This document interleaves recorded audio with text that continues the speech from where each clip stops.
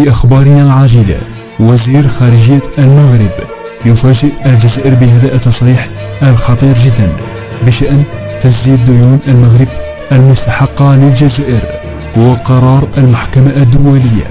لمعرفة كامل التفاصيل تابع الفيديو، ولكن ادعمونا بإعجاب لاستمرار هذه النوعية من الفيديوهات.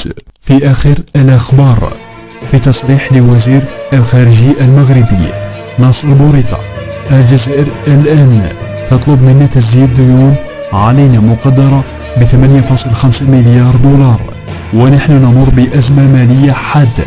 وعندما قدمت الجزائر أوراقها إلى المحكمة الدولية، أعطت المحكمة الحق للجزائر بأنها ستصادر سفن وطائرات مغربية إن لم نسدد الدين، وهذا سيجعلنا أضعف أكثر مما كنا عليه سابقا.